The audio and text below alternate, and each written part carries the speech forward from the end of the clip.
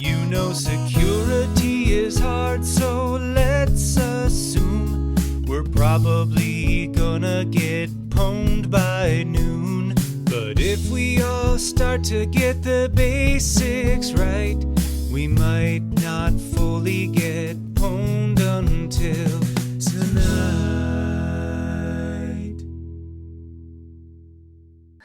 Well, let's see. I think we got a nice full house here. Welcome, everybody, to this webcast about dealing with rejection. I love that subject line, by the way, Nate. And I sent it out to some friends as, "Hey, do you want to come to our webinar about rejection?" And they wrote back, they're like, "Okay, you had me at the subject line." I was like, "What are they getting into Dr. Phil stuff? Like, what are they talking about?"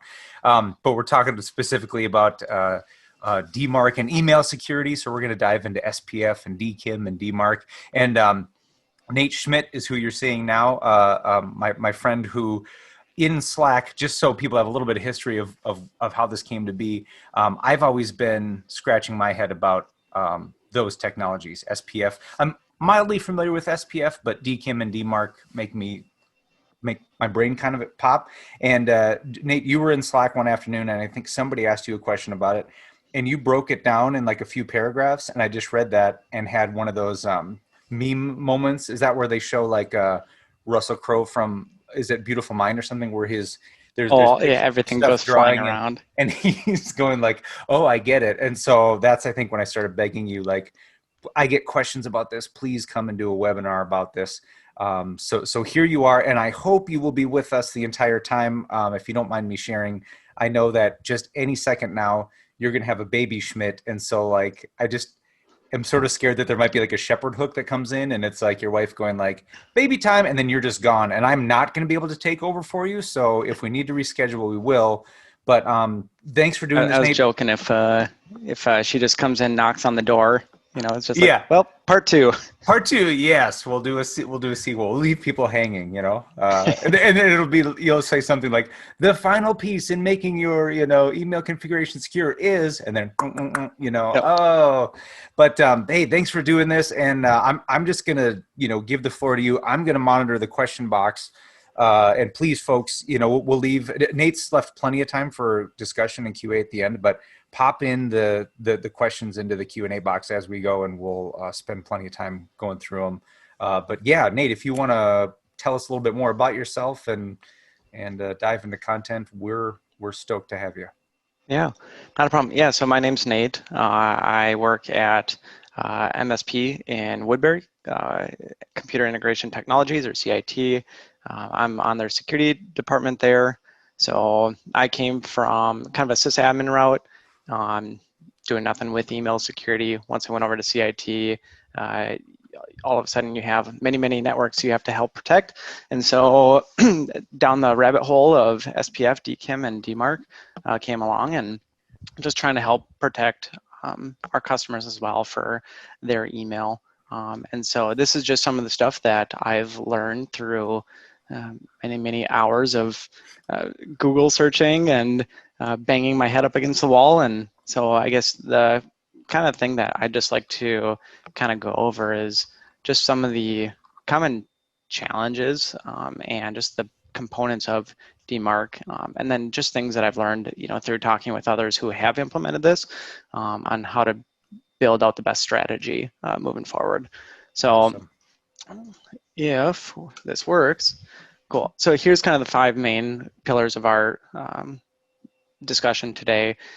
First talking about the purpose of it, then we're gonna go over some of the various components of DMARC, the common challenges, building some type of implementation strategy, and then a post-deployment considerations.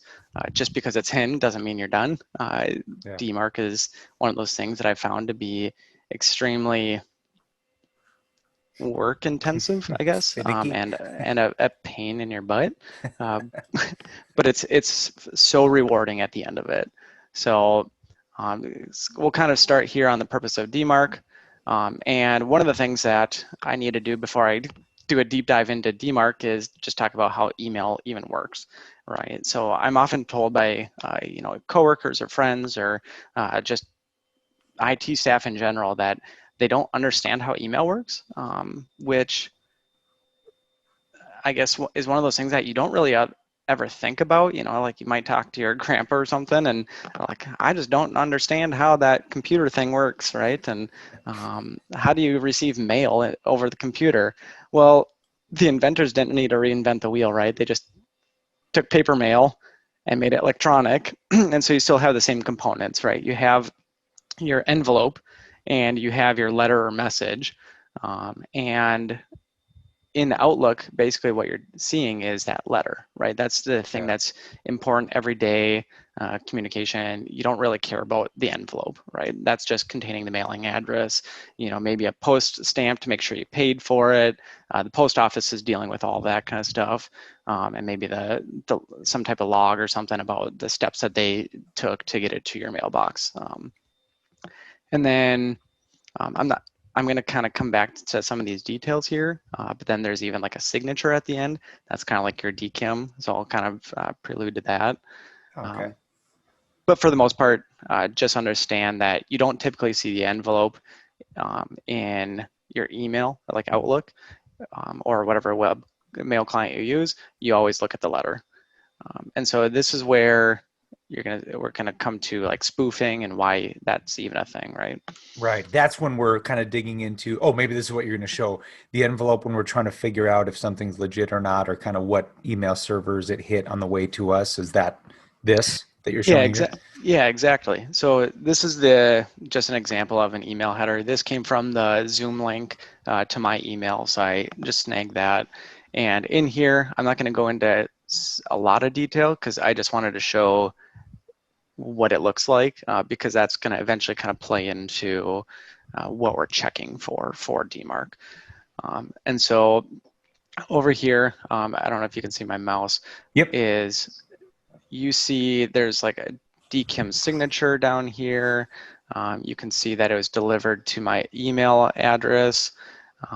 There is a couple different things in here to where when I hit reply, there's this return path. So this is where that email address is going to go to, or sorry, that email is going to go to. And then you have a couple different things like this received from Mandrill, and then you see another received from mail 177. These are the various email hops. So this is kind of like the post offices as that email is jumping across in order to get to the final destination. So this is how we can identify is mail getting stuck at a certain host. So for example, a spam filter that's high CPU, did it get stuck there? You can calculate times, you know, what path did it get, all that kind of stuff. And then likewise, where did it come from? So if we also take a look at this like ARC authentication results, there's also a DKIM passed, SPF passed, DMARC pass. And that DMARC policy was set to a quarantine action, which we'll come to. But overall, that's how email kind of is flowing, right? So we take that, and now we also know that the letter is what we see in Outlook. And so now we can start taking a look at what spoofing looks like. So many of you have probably received this type of email. Hey, are you in the office, right? This is why almost everyone puts in those external sender banners, you know, coming from the CEO. Is this did not come from the CEO, don't click it, don't provide your info, don't reply. Right. All that kind of stuff. And yeah. So if that was your CEO and you saw that it came from a Gmail address, you know, it might look like it came from them because on the letter it was signed as James Anderson. However, on the envelope, the person who actually sent it came from CEO 112114, right, at Gmail. Yeah. They don't align. So if the from says it came from your domain and the envelope doesn't, that's a mismatch, and we can pretty safely assume that the message is going to be spoofed, right? So, Gotcha. Any questions on that so far? I think we're clear so far. Something might pop in, but nothing queued right now. Perfect. Yeah, if you guys ever have any questions, just feel free to stop. I can go back. You know, again, trying to keep this pretty low, interactive, conversational. You know, pretty informal. So, Yep. so these types of emails, pretty easy to spot, right? But what happens if there is something that's extremely targeted? So for example, I was working with one customer that they had an account compromise. Someone had insider threat. So for example, this one was the CEO was over in China because they did have a plant there. They were sitting in a mailbox for a while. They knew that the CEO was flying back from China to the United States at a certain time because they saw the flight status. So during that time, they sent a spoofed email to the accounting person saying, just got done with the business deal. I needed to transfer, $250,000 to this location. Again, it was just a spoof. It didn't actually come from a compromised account. And anyways, they ended up losing $250,000, right? And that's where helping protect against that type of stuff provides great value even internally, right? Sure. And so some of the common questions I've seen is, why do I need DMARC if I have a good spam filter, right? And there's a couple different reasons. It helps protect your own users from spoofing attempts, internally. But then also what it does is it protects other people from someone impersonating you. So there's a city pretty close to Brian and myself that had someone sending emails to that city's residents saying, your water bill is overdue. Please send payment here. Oh, yeah. Right, and there's nothing the city can do because their servers aren't compromised. That person isn't compromised. All they're doing is spoofing that domain. So like, how do we stop this, right? Yeah. This is how. Oh, that's awesome. And that's what I think with all these email controls. And even myself, I never have seriously looked too much into to DMARC because I thought of it a little bit more selfishly as like, well, I'm kind of good for like inbound protections, right? Like small company, and I'm pretty good at sniffing things out. I'm good. But you make a good point is that, no, you got to think about it from the other side. You want to protect other companies from your domain, right? Mm-hmm. Yeah. Yeah. And that kind of brings me into the third point is brand identity and protecting your own reputation as well. Yeah. So for example, if we always received spoof messages from Microsoft.com, chances are people would not want to use Microsoft.com because they're not taking the proper precautions to secure their own account, right? And so those major organizations, your Fortune 500 or, ideally everyone, but especially the Fortune 500, there's so much money and reputation on the line that it's just, you have to do it, right? Yeah. All the pain to go through it and implement this is just, you have to do it. So Okay. So now that we know kind of the purpose of DMARC, one of the things that I'm going to touch on, this is going to be our biggest discussion of the day, is just talking about what each one does and what the syntax is and kind of how we even implement it and the kind of gotchas that I've learned along the way. So that's kind of where we're going to move into the components of DMARC. Okay. And so there's three main components, DMARC, SPF, and DKIM.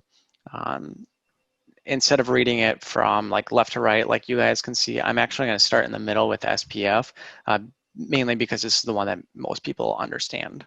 Yes, this is the only one of these three that I kind of get. I have a special treat for you later on in the presentation. So good. Oh no, is this gonna be like a shame and blame thing to show how? You'll just have to wait. Oh, hang on for part 2, right? I hope your wife doesn't come with baby news. I can't hardly wait. Okay, continue. So SPF, essentially all SPF is you're telling recipient servers, these are the servers authorized to send mail on my behalf. So for example, if we take a look at this one, we can see that we say, this is for so I have a DMARCtraining.com domain. So a lot of the SPF and records that I'm pulling up are going to be from that. Okay. So over here, you can see that I've included Office 365 to be able to send mail on through that service. And then also there's an include statement for servers.mcsv.net, which is MailChimp. So I've added a MailChimp SPF record as well. Now, I know from creeping on your domain, you also use, like Zendesk, and so you've added some of those as well. So, Right. And we'll come into the syntax of that, but overall, you're just trying to specify these are the servers that I'm sending mail through. That's it. Okay, and I'm just going to drop in the chat to everybody. There's a couple tools that make it easy to check this, but MX Toolbox I kind of like. So if folks just want to kind of give their own a skim right now, they can do that. Yeah, and this one, this page specifically is through DMARC.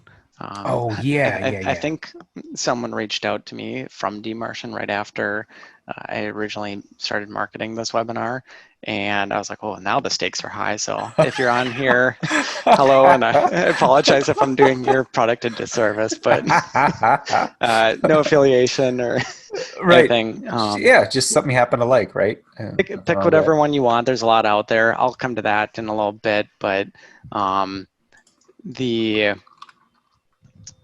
let's see here. Yeah, so we'll come to the different tools. The screen you're seeing that I refer to heavily is DMARC. So like DMARC, DMARCIAN.com. So then the next one that I'm going to touch on is on the right there. It's DKIM.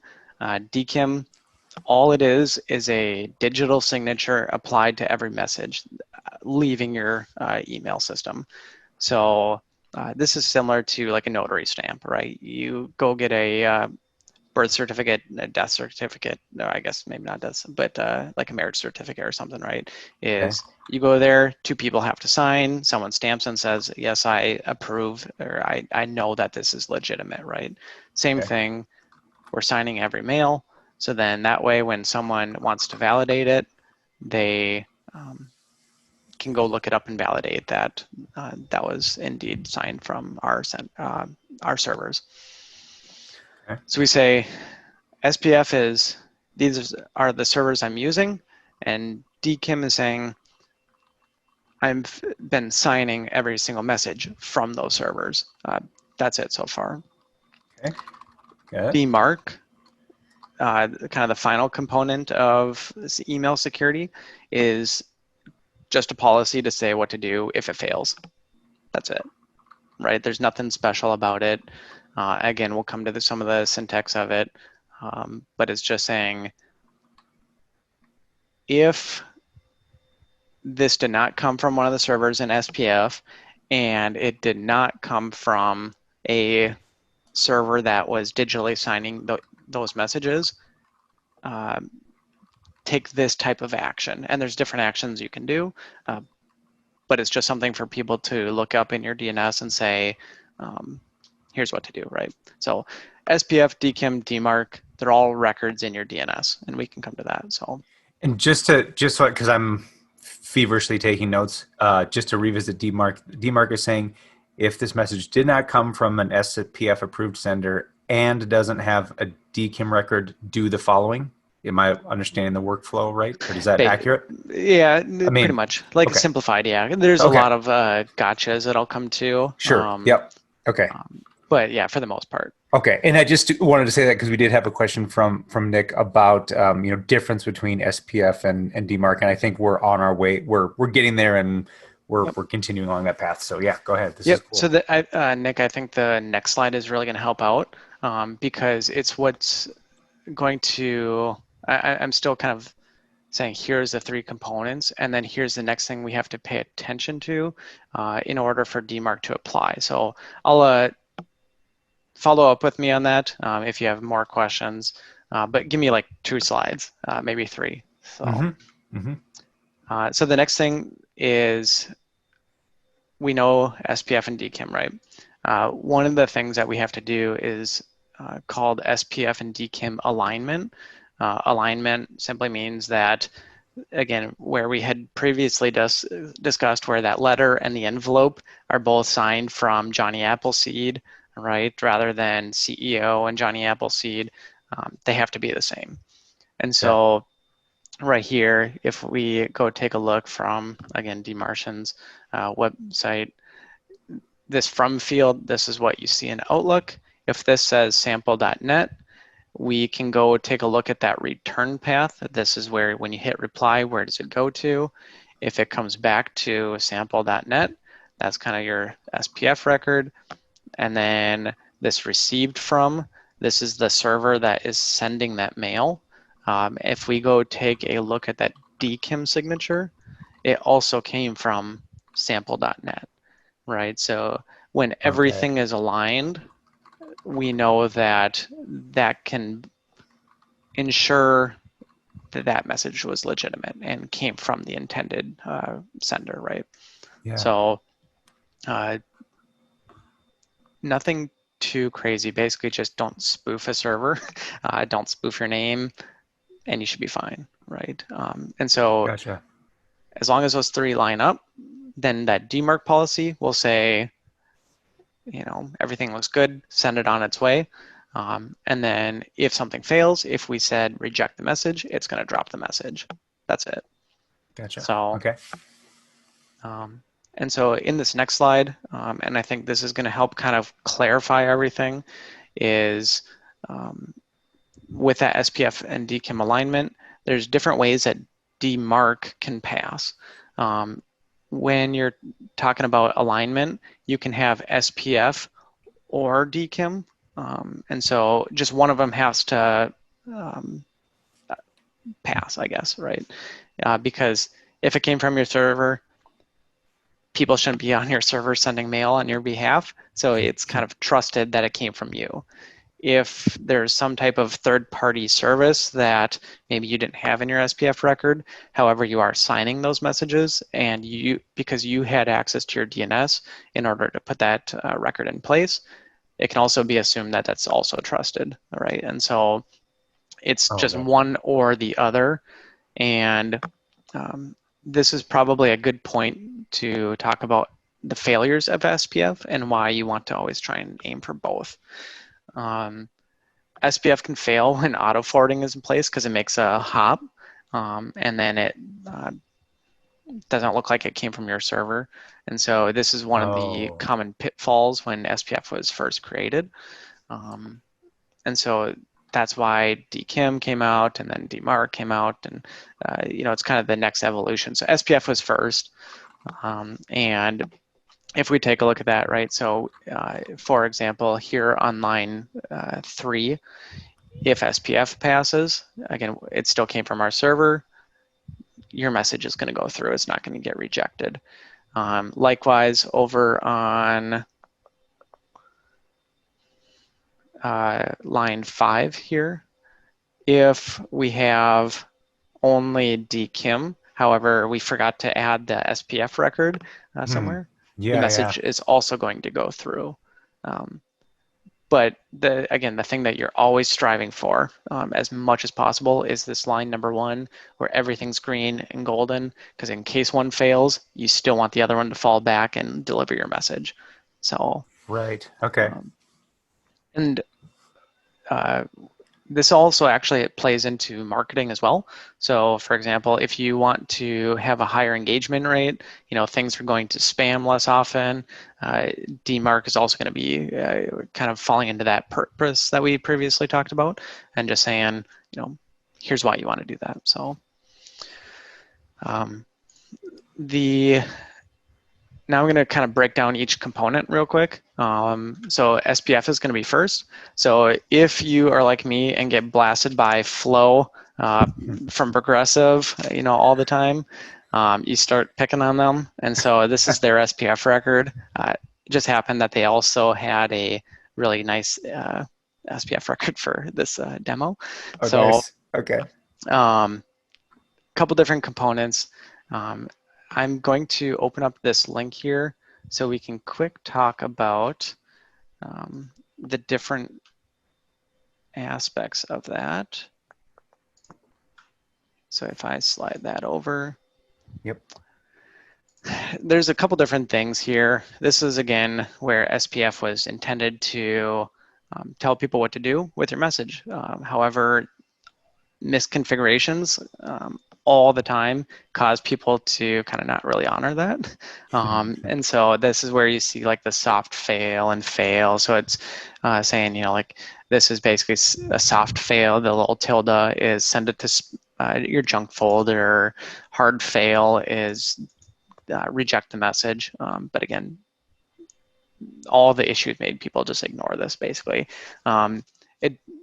It's up to the recipient server to honor it, I guess, right? There's nothing to prevent them from not honoring it. So, Okay. and there's all these different mechanisms under here.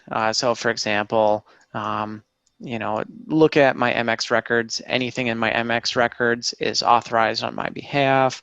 You can take a look at adding specific IPs, both IP4 and IPv6, and then redirections. So this is where trying to share an SPF record between multiple infrastructures or domains. So for example, if you take a look at wellsfargo.com, they have a redirect to then bring you to wf.com, and then wf.com has all of the SPF records because they just share the same email infrastructure. So okay, rather than have to maintain like kludgy lists for multiple domains. Exactly, just help simplify things. Include, basically, you know, take a look at a host name and just say include spf.office.com or, you know, whatever Office 365's SPF record is. And then exists. This is kind of like a content match, you know, kind of doing some like, you know, regex kind of stuff. So maybe it's not regex, but you get the point. It's just doing a content matching.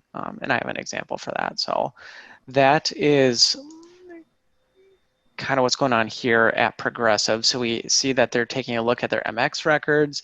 They have a IPv4 block, so you can do blocks. You can do specific IP addresses.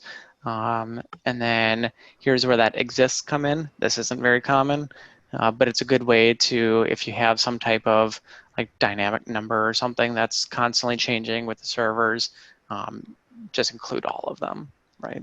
So, and then they also have this include statement here. So whatever this act on .NET, it's taking a look at their servers as well. So that is Progressive. And then this is also where they have specified using a hard fail, but again, that's kind of pointless. No one really honors it unless they configured it in their spam filter. But okay. And then this is also something that not a lot of people are aware of, is you only have 10 DNS record lookups on an SPF before it fails. So if you go over 10, chances are you might start dropping mail that you thought you had previously. So we'll kind of include this in the post-deployment considerations, but keeping an eye on this because, again, you might end up dropping mail if you've added more and more services. And so let me just quick take a look or show you guys what this looks like.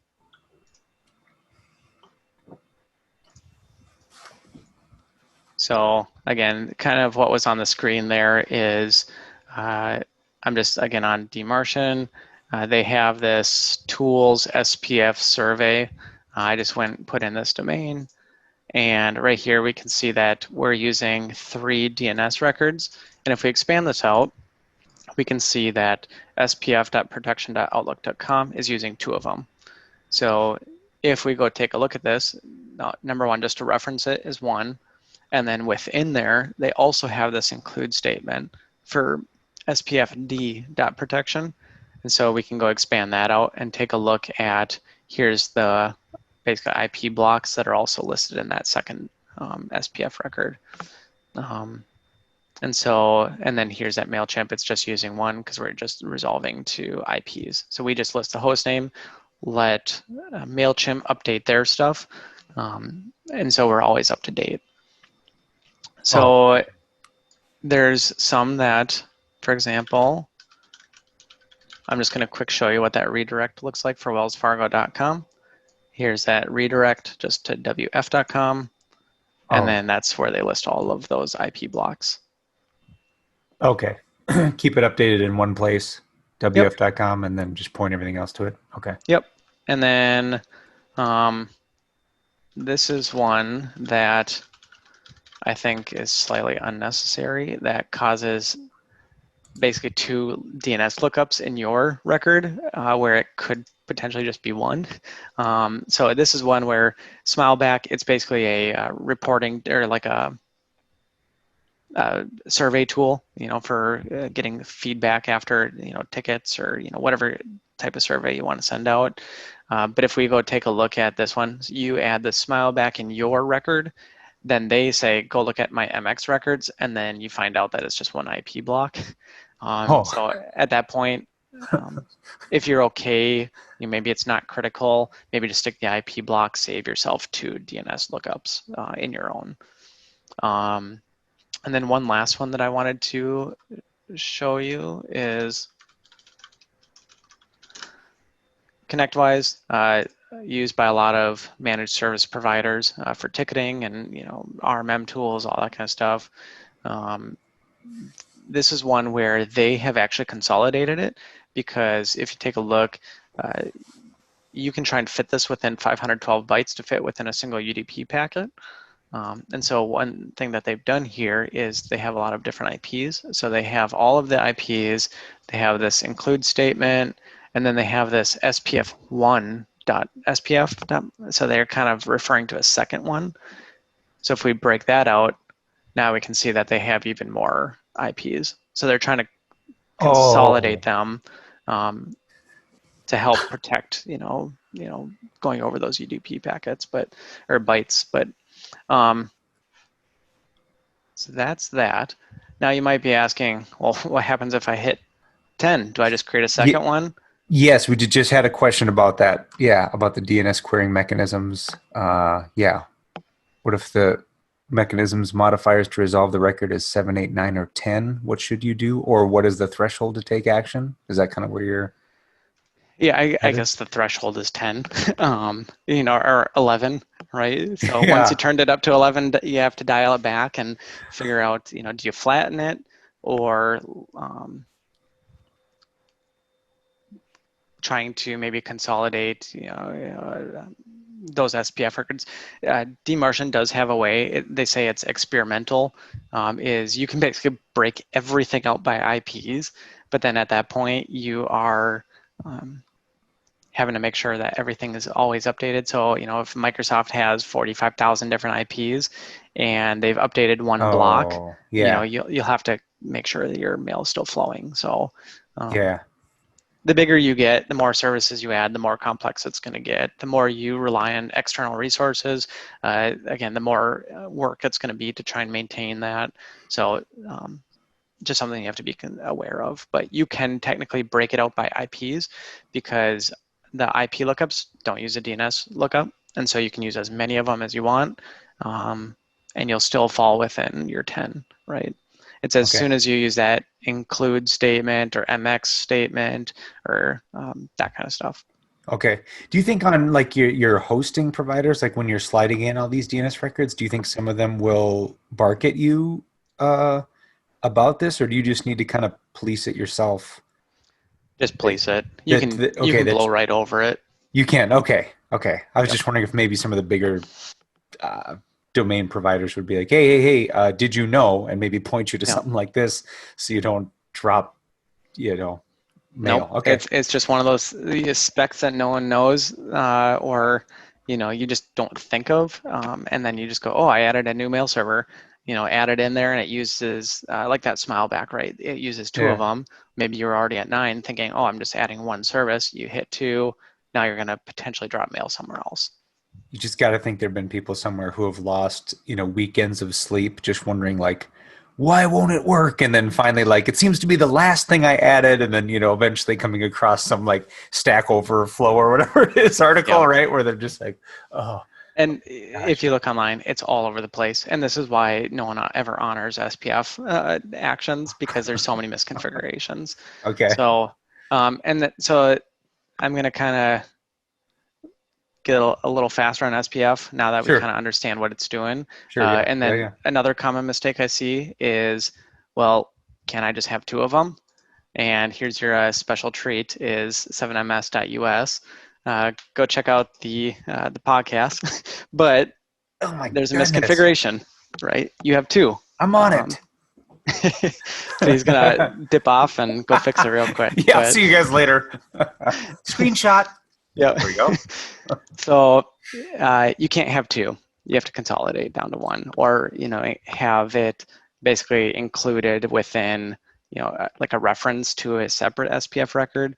But this one, I've seen it where people are dropping legitimate mail because email, whatever the one that's getting looked up in DNS, they'll hit this, spf.google, where actually it came from MailChimp. It looks like it failed. Or it'll query MailChimp's record and accidentally miss your Google one. So it's just, you have to have one. So thank you. We've all learned something today, or at least I have. this is why we've been talking about it, right? So yeah, no, I love this. But next thing, again, I'm going to kind of breeze over some of these ones because DKIM, there's really not a whole lot. There's a ton of parameters to it. So this is DKIM syntax. Basically, just a couple things that you need is you need the version, which the default is DKIM 1, as you can see here. And then there's also, and that's just recommended, but almost everyone always includes it. This key type is technically optional. Most of the time it's in a record. And then this public key, this is required. In order to check it up, you have to have the public key. So this is basic public key infrastructure, PKI structure. You have your mail server doing the private signing. Someone has the public key out in DNS to be able to verify it. And then it's just being used to verify that it was indeed sent. So kind of your basic asymmetric encryption, right? So the two different ways to apply DKIM text or DKIM records in your DNS. There's a text record, which is static. So for example, this is my key. If something changes on the server, I have to log into DNS and update it. Then there's a CNAME, which is how Office 365 and MailChimp and all those guys use, is you put the CNAME record, they take care of all the key rotation, and which I'll come to very, very soon here. But if anything changes, you don't need to constantly go update your DNS, right? So Okay. It's just pointing and saying, go look here, they take care of the rest. Cool. Sometimes you have to use one or the other. It's just depends on the mail server gateway setup. And then one of the things that kind of mentioned is SPF fails on hops, DKIM exists all the way through. So no matter how many times you forward it, it's in that email header, and which is why it's really important to try and get to that stage as well, because it's a good addresses SPF's weaknesses. So. Oh, okay. And so I'm just going to this is the DKIM record from that DMARCtraining.com. This is for Office 365. And so you can see that there's the version, DKIM 1, the key type, which is using RSA for the encryption algorithm, and then that public key. That's the only three. All of the other things in there are optional. You can add notes and say, this is Office 365 or something, but that's really all you need. And again, all it's doing is signing messages. Then the next thing is going to be key rotation. So these keys, just like an SSL cert, you periodically want to rotate them, to help prevent people from potentially cracking them, impersonating you, that kind of stuff. So there's different, I guess, conflicting recommendations out there. I suppose the bigger the brand, maybe the more often you want to rotate it. If you're a small guy, not that I'm saying you're not going to be attacked, but most people are trying to hit the major ones for the true impersonation. But again, you still want to do your due diligence all across the board for everyone. So again, this is just coming from PowerShell, is grabbing those keys here. This documentation from Office 365, if I pull that up, I believe this is the right one. Office 365 gives some great documentation in here on how to set all this up. The biggest thing I can say is read the documentation. A lot of people come to me and say, I got stuck. And I said, did you read it? Well, no, I skimmed it because it's really long. And it's like, they give you examples and walk you step by step through it. So go read the documentation, right? Yeah, I'm guilty of it. I may be guilty as charged, Your Honor. Yeah. So go take a look at that. But then when it comes to key rotation, they even have a rotate button, and they have two different selectors. So they have two CNAME records. So for example, when we took a look at that DKIM signature, it was using this selector 1 record. So that's the first one. So then that way I'm using that one kind of by default. I hit rotate. It'll start using the second selector, rotate the first one, and then so all the mail will kind of validate with that second one for a bit, and then it flips it and starts validating with the first one and updates the second key. So that way mail continues to flow.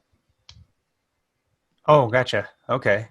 So if you have it applied with a text record, be very, very careful. If you just hit rotate key and you forget to go back into your DNS and update it, messages aren't going to be able to validate, and you'll probably drop mail, or you will drop mail, I guess, because DKIM will fail. Yeah, that makes sense.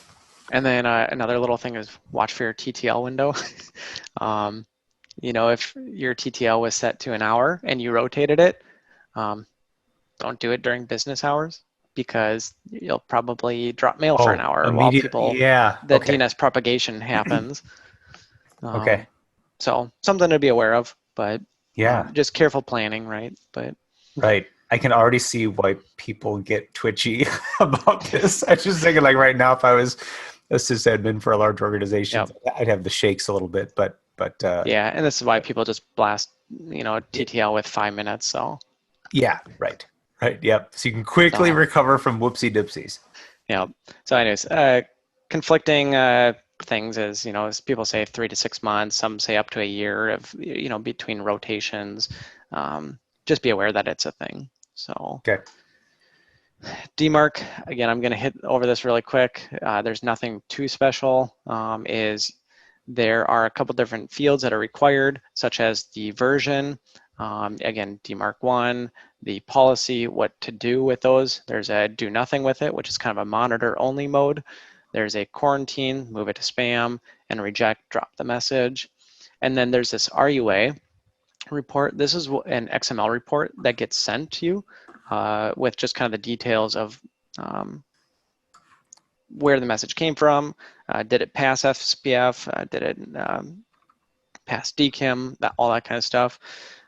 So whenever that message goes out, that recipient server sees that there's a DMARC record, checks to see that email address, sends that XML report off to you, so that way you can keep track of all your mail. So there is this RUF, which is a forensic report.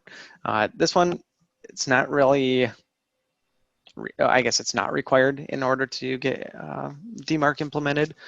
There are some privacy concerns about it, because you do see the contents of the body in the email. So most people don't provide this. If you do, you're going to see it from like LinkedIn, but like, Microsoft, G Suite, all those guys, they don't send RUF reports, just because of out of the privacy concerns.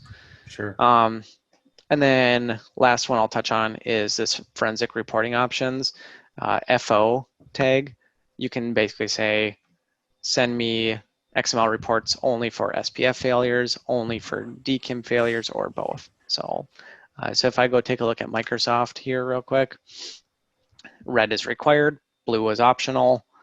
So they're saying reject all messages to 100% of the messages. So this is saying, but this is a default is PCT 100, but basically we'll talk about what this does later on how to implement it for implementation strategies.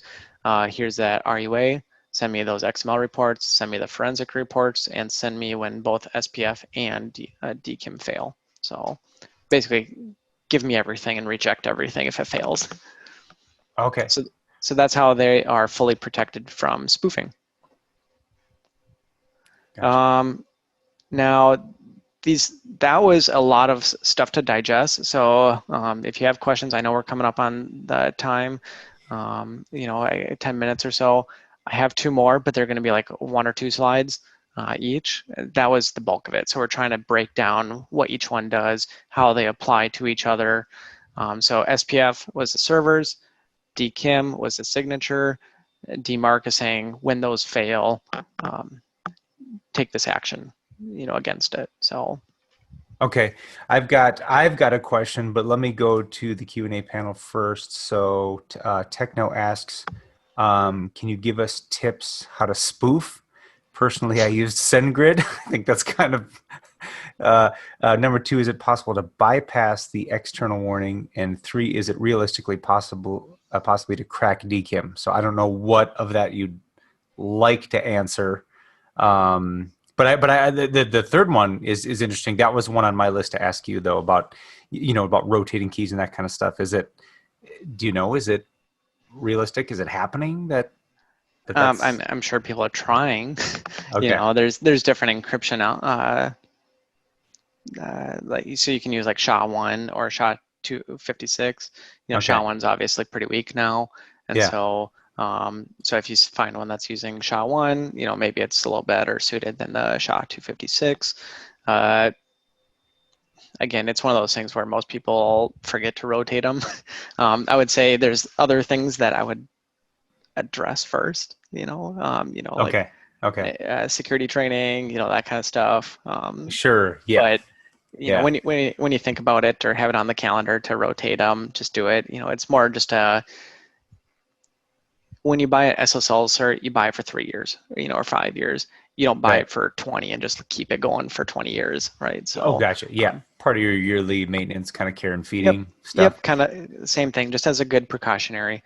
In terms of spoofing, I mean, I'll say I'm more on the blue team side.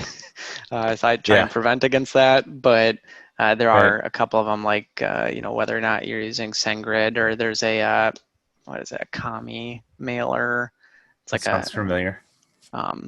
I've used that to test, just to make sure my DMARC policy is working.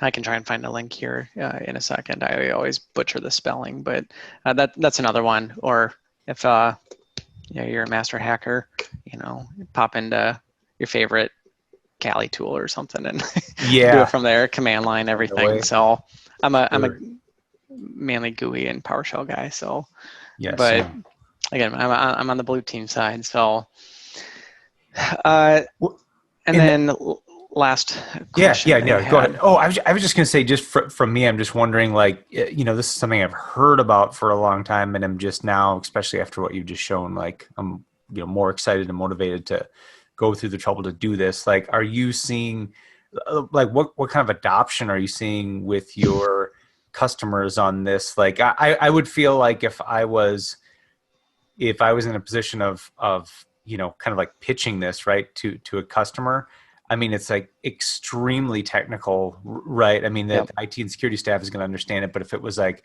hey, client I'm working with, I want to propose a however many hour project to do this, and here are the benefits, I would think I would get kind of like weird looks and people scratching their heads. But what are you seeing? Next to zero. Okay. To be honest, I mean, you look at the Fortune 500 company, and like 85% of them don't have it. So. Okay. All right. It's pretty bad. It's pretty bad. So again, it's just the thing you need to work towards. So it's what helps stop spoofing. So. So it's just a lot of effort to get there, right? So people usually prioritize the low-hanging fruit first. So. Okay. Just had a question come up too about it's something I forgot to mention. So Ward, thank you for pointing this out. Will this be recorded? Yes, it will. If and he says truly excellent material. Thanks, Nate. Yeah, on the 7MS website, so 7ms.us/webinars, that's the archive for all past webinars. And as soon as the YouTube link is up, I update that page there. So just keep an eye out there. But yeah, go ahead. I think you had a few more. Cool. Slides, Yeah, Nate? you're good. Yeah, so these ones are going to go really, really quick. Again, so that number 2 was the biggest part. That's the meat of everything. This is the sprinkles, the bacon bits. I know you like Jim Carrey. So Hey. common challenges, identifying all your mail. Shadow IT happens, or things like sales and marketing started to use a new service, forgot to tell IT, they didn't update SPF, that kind of stuff, didn't implement DKIM signing. So just making sure that you know where everything is. Another one is on-prem mail servers. So relay servers, Exchange, Oh yeah. they don't natively support it. So that's where there's some like third-party plugins that you can try and get, or if you get some type of like gateway in front of your Exchange server that mail is flowing through that supports it. So for example, this is going to come down to this vendor reliance. I know that mail encryption company Zix, they have a couple different gateways, whether hosted or on-prem, and that would be something that you could implement in front of your Exchange server to then support DKIM signing. So, but natively it doesn't support it. So that's okay. where your like Okay. SPF record is going to come in, but you're going to have some challenges there as well, right? Because we know the shortfalls now. Also, what happens if your network is a dynamic IP? You can't just set a static IP in your SPF record because it's going to change, periodically. And so, how do you keep that updated? If someone is using some type of relay for some, application on their desktop or something, right? I've seen them out there, and they cause issues. And then this vendor reliance. Basically, if you can't turn on DKIM signing, sometimes you have to deal with support, and that's where the Jim Carrey picture comes in, is dealing with support can be a pain, right? Sometimes it takes a long time, and they don't fully understand your request. Maybe they don't even support it, right? So Yeah. just common things that you have to be aware of. And then just to make sure we hit this, implementation strategy. So in order to get from 0 to 100% rejection rate, a couple things you want to do. So first is identify all of the mail servers, right? Have a discussion with your department leaders or, the IT staff and sales staff. Basically, everyone who would potentially be sending mail, figure out what they're using, right? Again, there's maybe things that you didn't even be aware of, or maybe there's new tools that have been in the pipeline that just wasn't updated in SPF or DKIM signing yet. Once you identify those, so for example, MailChimp, go to Google and search for DKIM and SPF for MailChimp. They have documentation on how to add it. Same with Office 365. Everyone wants you to get to this point. Once you get that, then go update all of your records and make sure that you have those in place. So once you feel that like you're fairly confident in everything being updated, you're probably still wrong. There's always something that's still floating out there, but that's where the DMARC, the P equals none policy is going to come into place because all you're doing is monitoring. You're not breaking anything at the moment. You're not enforcing, not rejecting, not sending the spam. All you're doing is just saying, give me reports so I can start trying to figure out what's going on. Okay.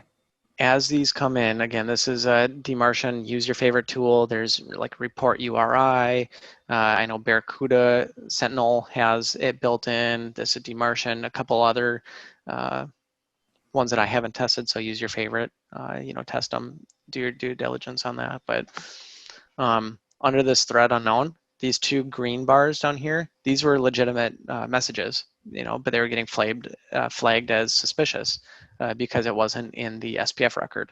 So then after I've gone through and said, okay, these ones are actually legitimate, let's correct that because we missed that in the identify, research, and update process. Oh, okay, nice. So we're just trying to make sure everything's nice and clean before we start rejecting things. Gotcha. You're kind of in like fail open, just audit mode, so that you can just see like what would be happening if I turned this to on. Exactly. Right? Okay. Yep. Oh, slick. Okay. Exactly. So P equals none is your friend for getting started. Okay. Oh, that was that was the value that goes up to In the 100? DMARC record. Yep. Yeah. Yep. Okay. Yep. Okay. So you have P equals quarantine or P equals reject. So, and then right here, one of the biggest things you can possibly do is communicate, right? People don't like IT that just make changes and break everything. So just Yeah. communicate, inform your organization, involve their concerns. So for example, if they have concerns that something is going to break, or maybe they are using a service that's non-authorized, trying to find an alternative solution for them, something that still conforms to what your guys' security standards are, and trying to engage them in being aware that they can't just spin up random services, and then kind of make this a cyclical conversation and just saying, okay, we have to protect our domain, and there are some things that come at a cost. Is the usability side of things, right? That's kind of the usability. It's been a while since I've taken a look at the SIS book, but but anyways, you get the point, right? It's always a balance with security, but sure. And then the last thing is going to be slowly implement DMARC. So this kind of confusing graph here is something I threw together last night, or technically this morning, about start at a quarantine, but only the %5 or something, maybe 1, right? If you're really, really concerned about it, is start small. All messages will go. 5% of the messages that come back will have some type of rejection or quarantine action on them. The rest of them will go through. So you're only impacting potentially 5%. Start with quarantine, so they go to spam. When you feel confident with that, move it up to reject. So now the messages get dropped. Change it to quarantine at 10%, and just kind of walk your way up that until you finally get to 100% rejection and fully secure. Google's documentation, they say go all the way through the quarantine side of things, so keep everything in spam and then drop it back down and do rejection. So it's however you get there, it's up to you. But this is the one I've seen work pretty well. So because you're slowly getting more and more impactful, you're just moving either spam or rejection. So. Oh, very cool. But yeah, the goal is just 100% rejection. So, and then anytime you make a major change, like, bumping up from 5 to 10 or something, or maybe you go 5 to 20, 5 to 50, whatever you want, whatever your risk tolerance is just communicate that to the organization, feed that back into the inform, involve, and engage loop as well. Yeah. And then kind of a couple quick things to keep in track, and I know we're hitting time here, so I'm going to just touch on these. This is a one slide thing, is continually monitor after it's in place. You're not done. People are still going to try and spin up old servers or, surveys or MailChimp or something. Yeah. It's going to drop. Just be aware of that. Look for misconfigurations. People make mistakes, right? They fat finger something and you're dropping mail. Yeah. SPF DNS lookups, just make sure that you don't hit over 10. So periodically take a look at that. Yeah, that was a big takeaway. Yeah. And this is one that I learned through a friend of mine. They actually knew someone that, or their organization, where their critical money-making application was through another vendor, and the vendor updated their mail servers without any type of communication ahead of time. Yeah. And so guess what dropped, right, is all of those emails, and that's a core business application. And so that impacts your bottom line, right? So you need to make sure you have really good vendor agreements and discussions and everything. So so if you're hosting your mail somewhere else, make sure all of those mail server changes are communicated. So excellent. Those are the biggest things. So again, I know we're on right on the hour, and so I don't know how long people want to stick around or if you need to end it, but I'll be around. Awesome. Well, yeah, if you still have a few minutes, there's a couple questions coming in. I know everybody else, if you got to go, you got to go. Thanks so much for coming, and thanks a million, Nate, for putting all this together, especially in the wee hours of the morning. This has been super interesting, and I'm definitely going to want to talk to you about. Yeah, I'll have questions for you, but one that came in from Techno was the link for Calicomi mailer, something that you said it had a weird spelling that you were going to look up. Oh yeah, we'll go find that. And while you're doing that, our friend Joe Skeen says that was awesome. Thanks, Nate. Yes, that was awesome. Thank you, Nate. And for Techno, we got you got some really nice feedback here, Nate. This is interesting stuff. I guess. Is that it? Oh my gosh. Yep, I just put it in the. Okay, I want to just type it in here too, chat. very carefully. Oh, you already got it? Okay. So it just rolls off the tongue. Yeah, I don't know how to spell it or anything, so that's where I just Google every single time. Yeah. Just type in M something fake mailer, you'll find it. Okay. Yeah. Man, I think I was surprised and I guess kind of disappointed to learn that you're not seeing like huge adoption. I mean, when you first kind of walked me through all this, I just had that like panicked feeling of I'm the only person who's not doing this, and I think that's my reaction to a lot of things I see at presentations is just like, well, is everybody doing this? So, I mean, I guess hopefully for some folks on the webinar, they can breathe a sigh of relief. Like, okay, so this is not like, I'm not the uncool kid on the block, but also like, I think some of us have gone, oh, SPF records, that's an easy kind of mini win, right? But it's the other couple that are, I'd say bigger ones that you really want to tread carefully. And it's not just set and be done. It's more like, I mean, do you have any idea, like time-wise from, if a business implemented this today and kind of that ramping up of the, quarantine and controls, like what do you think we're looking at on an average organization? Is this like a months? Okay. Yeah, it just keep ticking up the tightening down the controls. You think it's a month's project? Yeah, because no one ever wants to impact mail, right? Is when your business relies so heavily on mail, people are skittish on breaking things. And also there's just challenges that come up, right? So even at our organization, there's a DKIM policy that I'm still fighting, right? And I have all the all of the DNS records in place and everything, and it somehow still fails. So it's just things that you have to work out. It's a massive effort that you need to take unless you have like Office 365, right? If you have Office 365 and that's it, I could have this enabled in 30 minutes, right? All right.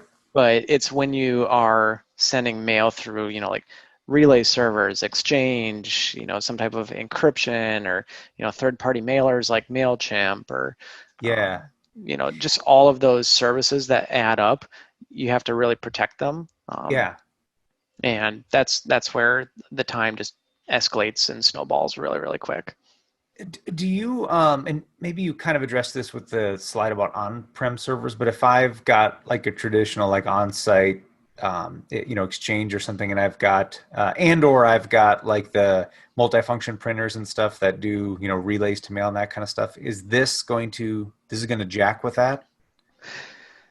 Potentially. It depends on where your mail is routing through. So for example, if you have some type of server that's sending directly out without, running through your gateway, that's going to be an issue, right? If you are running it through Exchange for some type of authentication, and you have a gateway that's already signing, and you have that SPF record in place there, then you should be fine.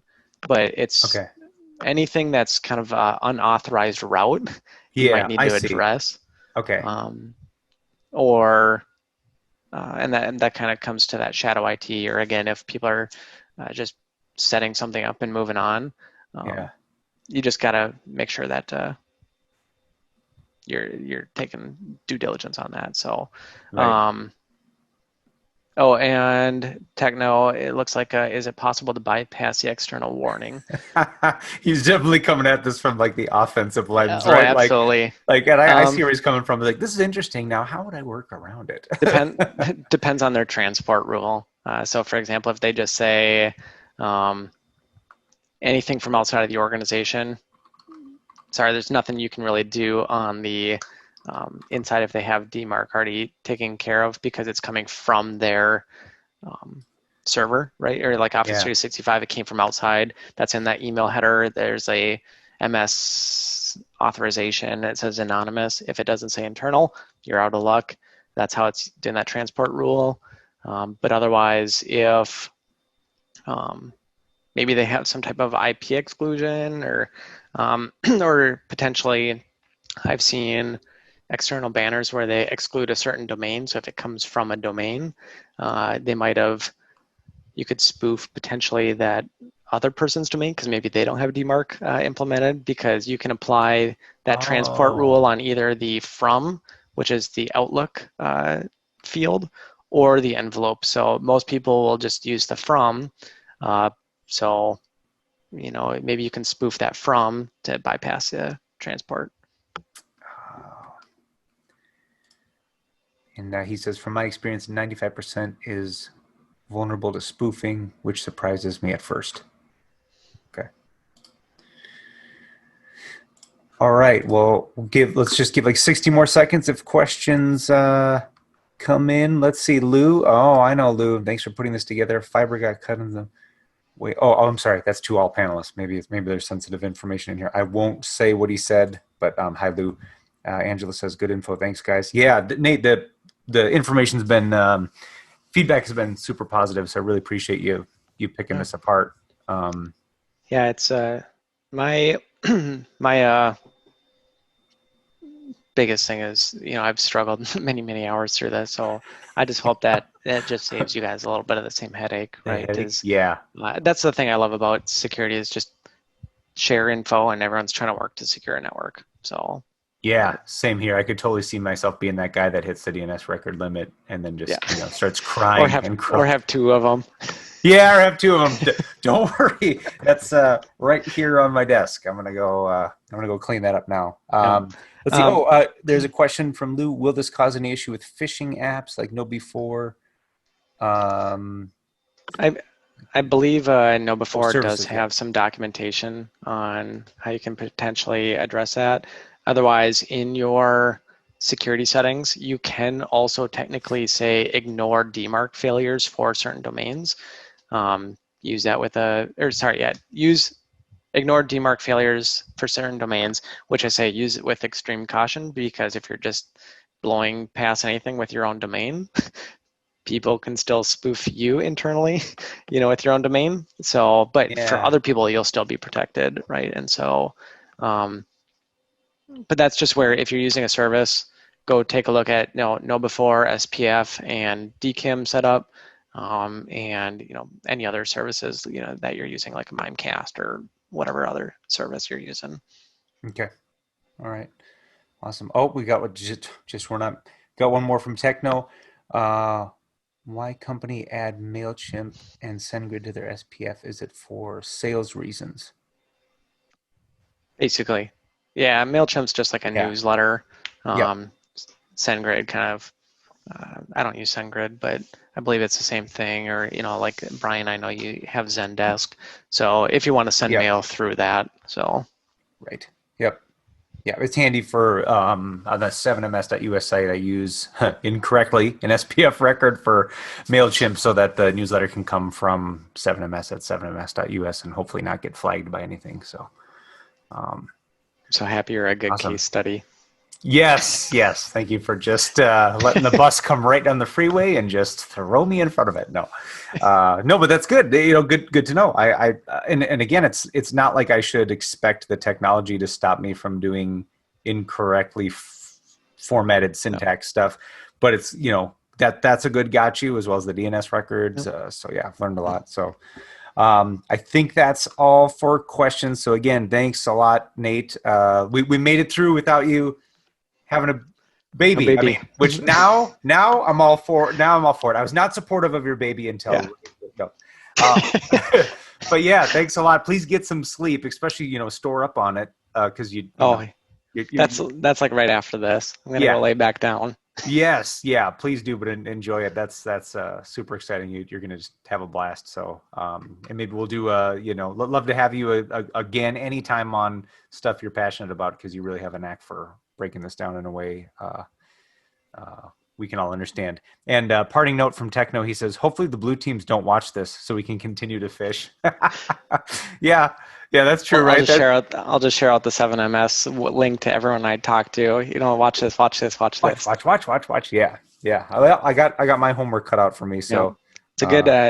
But again, this is good purple team stuff, right? Is Technico? If you're on the a red team and we're on the blue team, we're just learning how to combat each other and just provide better services to everyone. So yeah, right on. Well, fantastic, Nate. Thanks a lot. Have a great day. Good luck with everything, and we'll talk soon. Absolutely. Thanks, everyone. All right. Thanks, everybody.